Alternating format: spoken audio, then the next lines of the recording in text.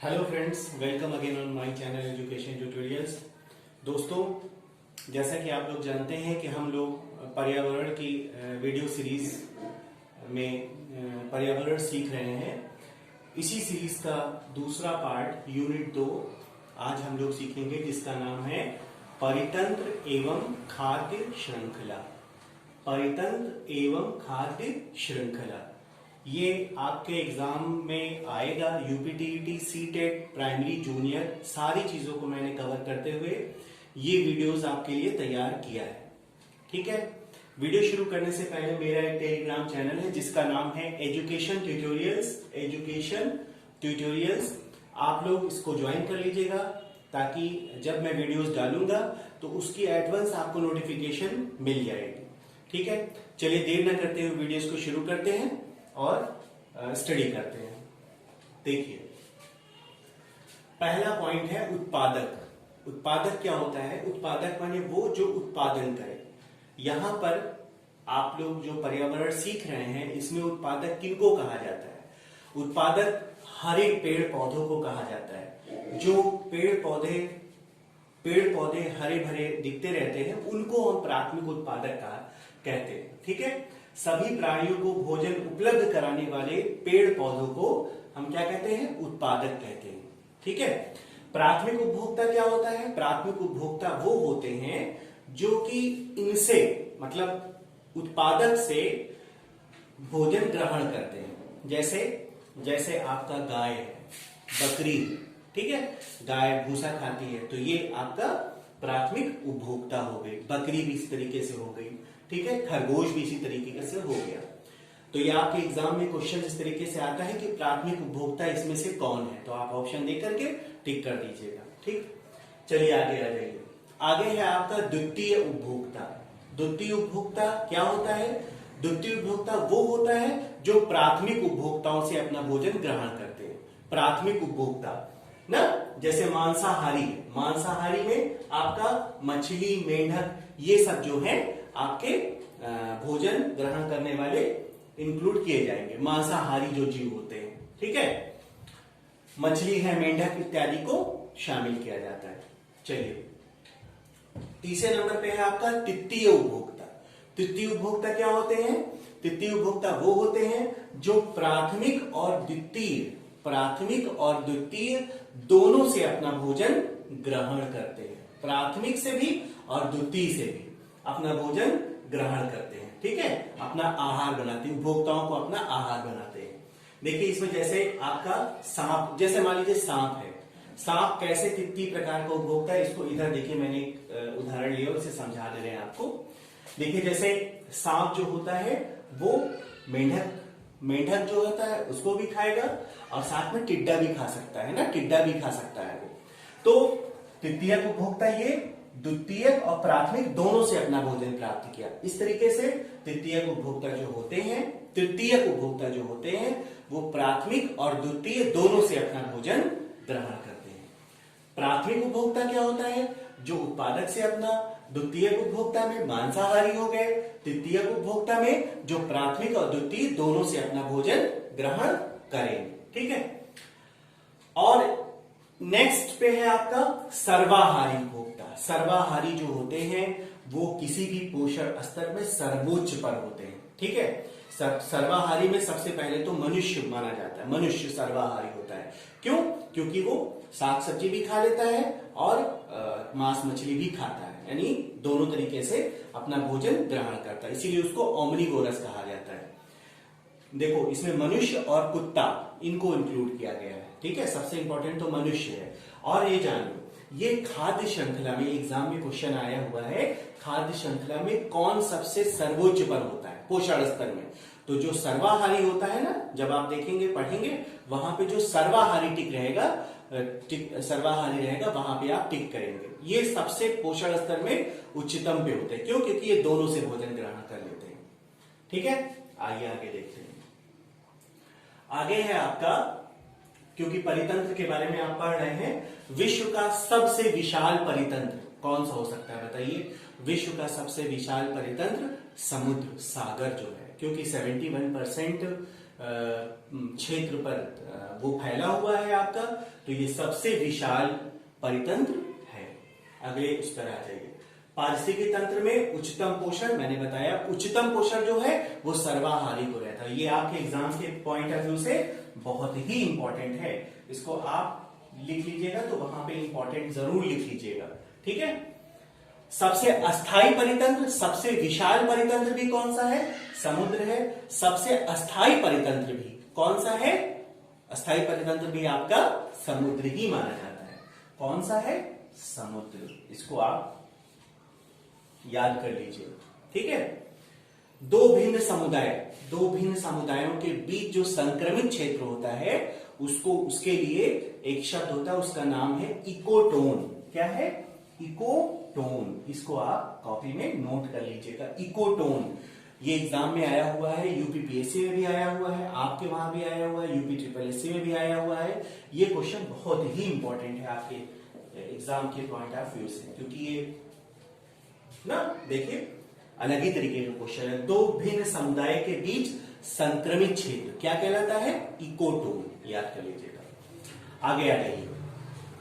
Most important question और बहुत ही अच्छा, आपको एग्जाम में देखना है, बस टिक कर देना है कि पारिस्थितिकी तंत्र में, किसी भी पारिस्थितिकी तंत्र में ऊर्जा का सबसे प्रमुख स्रोत क्या है? सूर्य। सूर्य की जो ऊष्मा है, जो सूर्य है, वो सबसे प्रमुख ऊष्मा का या ऊर्जा का स्रोत माना जाता है, ठीक है। सूर्य। चलिए आगे आ जाइए।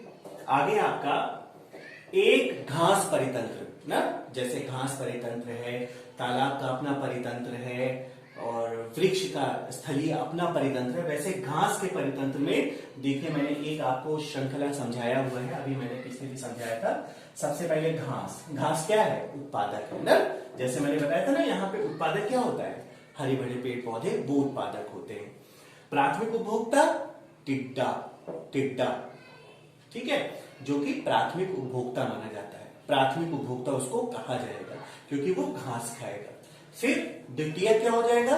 द्वितीयक वो हो जाएगा जो जैसे मेंढक यहाँ पर द्वितीयक उपभोक्ता है। क्यों? क्योंकि ये मेंढक टिड्डे को मार के खाएगा। और उसके बाद सर्प जो है, जो सांप है, वो तृतीयक उपभोक्ता कहलाएगा। क्यों? क्योंकि वो मेंढक को खाएगा और टिड्डे को भी खाएगा, ठीक है। चलिए, क्योंकि तृतीयक उपभोक्ता जो होता है वो प्राथमिक और द्वितीय दोनों से अपना भोजन ग्रहण करता है। इस बात की गहराई को आप समझिए, ठीक है। चलिए आगे आ जाइए। बहुत ही इंपॉर्टेंट है, हर बार ये एग्जाम में पूछा गया है, बहुत ही ज्यादा इंपॉर्टेंट है कि किसी भी जो तालाब होता है, जो जल परितंत्र होता है, जलीय परितंत्र होता है, उसमें भार का पिरामिड कैसा बनता है? भार का जो पिरामिड होता है वो कैसा बनता है? हमेशा याद रखिएगा, उल्टा बनता है। पिरामिड आप जानते हैं ना, पिरामिड ऐसे बनेगा ना, लेकिन जो जलीय परितंत्र होता है उसमें जो भार का पिरामिड बनेगा वो हमेशा उल्टा बनेगा। कैसे? देखिए, इसको समझा देते हैं हम आपको। देखिए पहले कैसे उल्टा बना भार का पिरामिड। देखिए, सबसे पहले ये पिरामिड हो गया आपका, मान लीजिए, ठीक। इसमें नीचे की तरफ जो है वो छोटे छोटे प्लैंक्टन्स, पौधे, काई, ये सब होगी, जिसकी वजन जो होती है बहुत कम, बहुत थोड़ी रहेगी, ठीक है। थोड़ा हो गया ये, चलिए यहां तक हो गया। अब आगे बढ़िए। अब आगे दूसरे नंबर पे जो शाकाहारी मछलियां रहती हैं उनका जो वजन होता है वो छोटा होता है। वो इनको खाएंगी, प्लैंक्टन्स को खाएंगी और तमाम चीजें जो कीड़े मकोड़े छोटे छोटे उनको खाएंगी, ठीक है।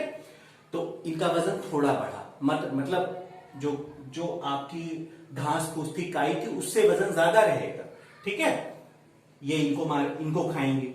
इसके बाद बड़ी मछलियां आएंगी, ठीक, बड़ी मछलियां आएंगी, उसके ऊपर और बड़ी मछलियां आ जाएंगी। तो वजन देखिए बढ़ता ही जा रहा है ना। यहाँ पे सबसे कम वजन, यहाँ पे उससे ज्यादा वजन, यहाँ पे उससे ज्यादा वजन, और अगर उससे भी बड़ी मछली आती तो और ज्यादा वजन हो जाएगा। तो हमेशा याद रखिएगा, एग्जाम में आया है और आएगा भी, याद रखिएगा इसको। क्या चीज? कि जीव भार का पिरामिड सदैव जलीय परितंत्र में कैसा बनता है? सीधा या उल्टा? जवाब दीजिए, उल्टा बनेगा, ठीक है। तो इस तरीके से हम लोगों ने यहां तक क्वेश्चन को अध्ययन कर लीजिए। आइए आगे देख लीजिए क्या है अपघटन। ठीक है,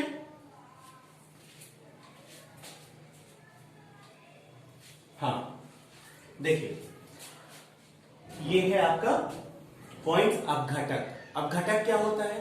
अपघटक वो होता है जो इसमें छोटे सूक्ष्म जीवों को सम्मिलित किया जाता है। एक्चुअली वो क्या करते हैं, वो जमीन में जो चीजें पड़ी रहती हैं कार्बनिक अकार्बनिक चीजों को, कार्बनिक पदार्थों को, उनको वो सड़ा के गला के फिर से पुनर्चक्रण में लाइन में ले आ देते हैं। ठीक है, इसमें सूक्ष्म जीव आते हैं जो कि कार्बनिक पदार्थों का अपघटन कर देते हैं, मतलब उनको खत्म कर देते हैं, फिर उनका पुनर्चक्रण होने लग जाता है। ठीक है, तो यहां तक आपने जान लिया। एक ये बहुत ही इंपॉर्टेंट है, इसको भी आप जान लीजिए। भोपाल गैस त्रासदी आज से कुछ साल पहले है ना हुई, 1984 में 2 दिसंबर को भोपाल गैस त्रासदी हुई, जिसमें एक गैस का रिसाव हुआ था। ये आपके एग्जाम में बहुत बार पूछा गया है। उस गैस का क्या नाम है? Methyl isocyanate. याद कर लीजिएगा, यही क्वेश्चन एग्जाम में आता है कि भोपाल गैस त्रासदी में कौन सी गैस का रिसाव हुआ था।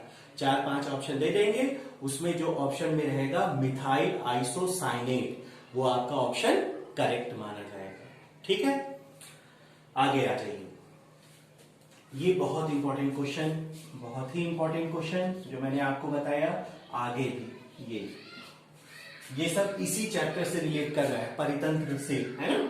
ठीक है, क्वेश्चन है आपका शांत घाटी। आपने नाम सुना होगा, नहीं सुना है तो जान लीजिए। शांत घाटी कहां पर स्थित है? शांत घाटी स्थित है केरल में। केरल में कहां पर? केरल राज्य में।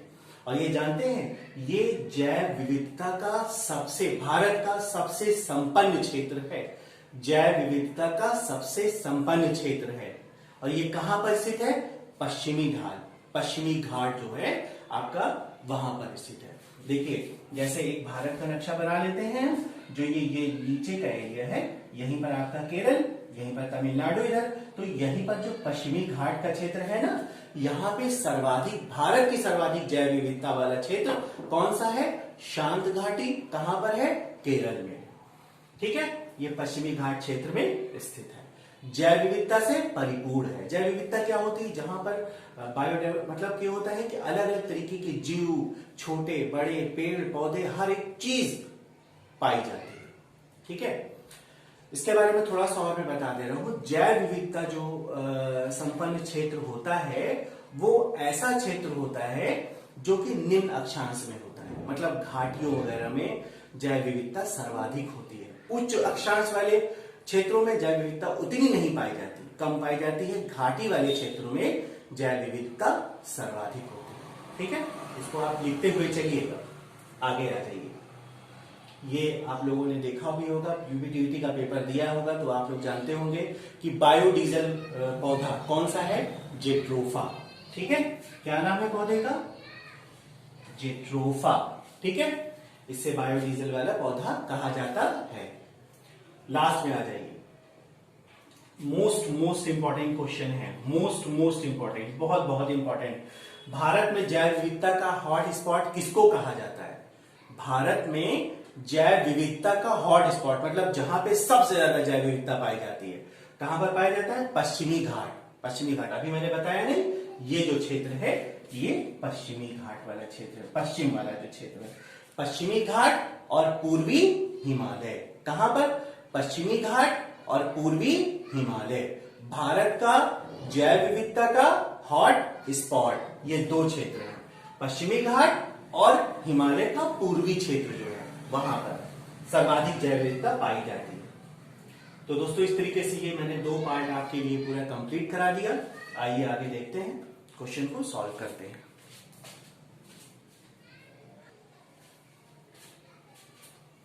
आइए आगे देखते हैं। विश्व की सर्वाधिक जैव विविधता वाला क्षेत्र, भारत का तो मैंने आपको बताया। विश्व की सर्वाधिक जैव विविधता वाला क्षेत्र कहां पर है? ब्राजील में। ठीक है, ब्राजील का वन क्षेत्र जो है, ठीक है, यहीं पर अमेजन के जंगल वगैरह का क्षेत्र जो है। भारत का सर्वाधिक जैव विविधता का क्षेत्र कहां पर है? शांत घाटी। कहां पर? केरल में। मैंने आपको बताया। चलिए आगे देख लीजिए, संधियों के बारे में भी थोड़ा देख लीजिए। एक बहुत ही इंपॉर्टेंट संधि है रामसर संधि, रामसर आर्द्रभूमि संधि। ठीक है, कब हुई थी? पहले तो ये बताइए रामसर है कहां पर? रामसर है आपका ईरान में। यहां पर 1971 में आर्द्रभूमि मतलब ऐसी भूमि जहां पर बारिश होती रहती है ना, बारिश वाली नम भूमि जो होती है, वहां उसके लिए एक समझौता हुआ था। कब हुआ था? 1971 में। ठीक है, और भारत उसका सदस्य कब बना? 1982 में, 1982 में। यह संधि संबंधित है किससे? आर्द्रभूमि से। आपका जो क्वेश्चन पूछा जाता है इससे, वो इस तरीके से पूछा जाता है कि रामसर आर्द्रभूमि संधि किससे संबंधित है, या सिर्फ ये पूछा जाएगा रामसर किससे संबंधित है, तो आप टिक करेंगे आर्द्रभूमि समझौता से। ठीक है, भारत में वर्तमान समय में 26 आर्द्रभूमि क्षेत्र हैं। जैसे मैं कुछ आपके लिए नाम बता दे रहा हूं, जैसे केवलादेव पक्षी अभ्यारण्य कहां पे है? राजस्थान में। ठीक है, और इसी तरीके से चिल्का झील कहां पर है? उड़ीसा में। ये आर्द्रभूमि का। भितरकनिका उड़ीसा में। ये सब आर्द्रभूमि क्षेत्र है। ठीक है, और भी एक दो हैं आप जान लीजिए, जैसे बुलर झील। बुलर झील कहां पे है? जम्मू कश्मीर में। ये भी आपका क्या कहते हैं? आर्द्रभूमि है। लोकटक झील मणिपुर में है। ये भी आर्द्रभूमि क्षेत्र। इस तरीके से भारत में कुल 26 ऐसे क्षेत्र हैं जो कि आर्द्रभूमि क्षेत्र कहलाते हैं। ठीक है, इस तरीके से आपका क्वेश्चन आएगा कि रामसर कहां पर है, तो आप बता दीजिएगा रामसर कहां पर है। ये तो नहीं आएगा।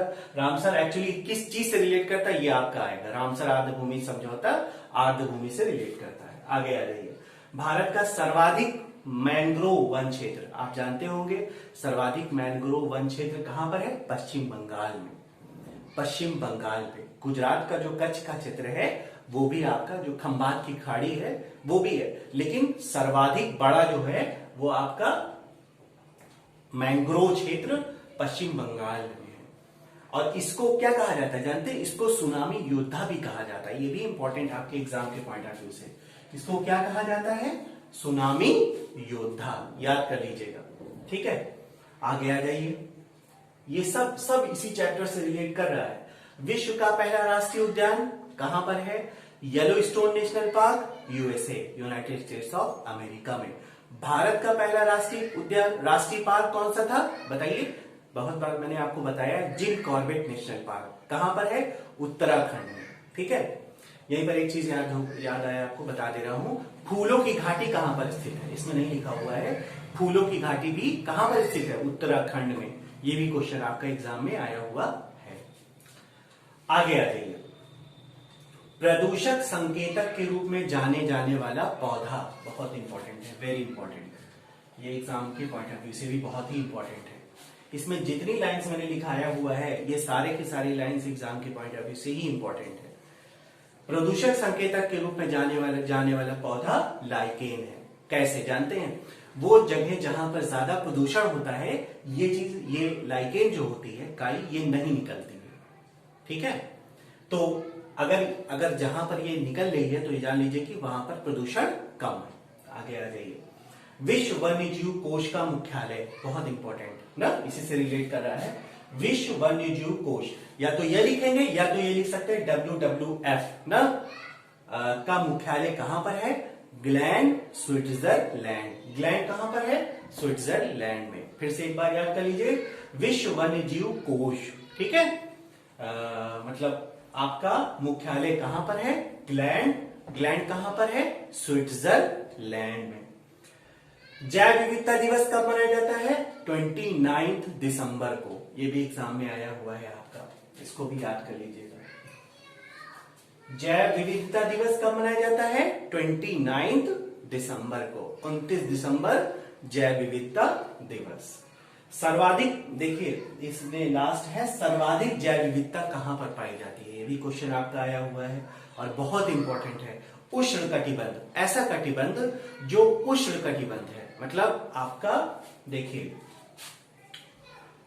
जैसे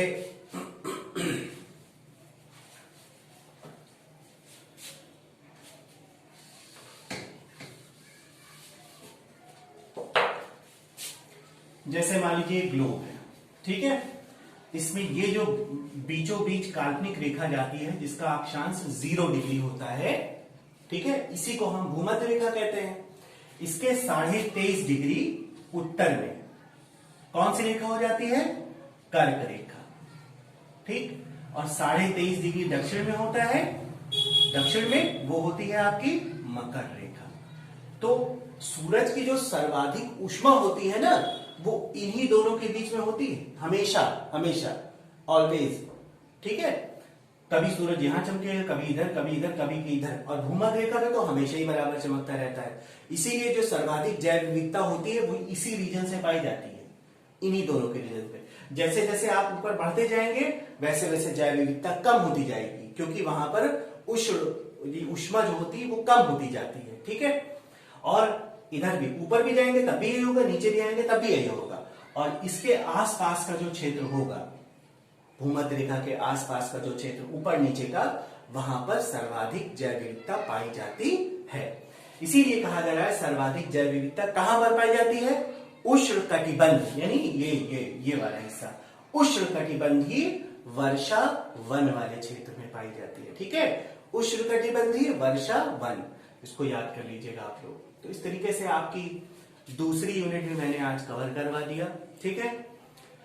वीडियोस अगर आपको पसंद आता है, ये कंटेंट अगर आपको पसंद आता है तो चैनल को सब्सक्राइब कर लीजिएगा आप लोग, ठीक है। चैनल के सब्सक्राइबर्स और बढ़ाइए, ठीक है, और चैनल को शेयर कर लीजिए दोस्तों में, लाइक कर लीजिए ना, ठीक है। चलिए, थैंक यू।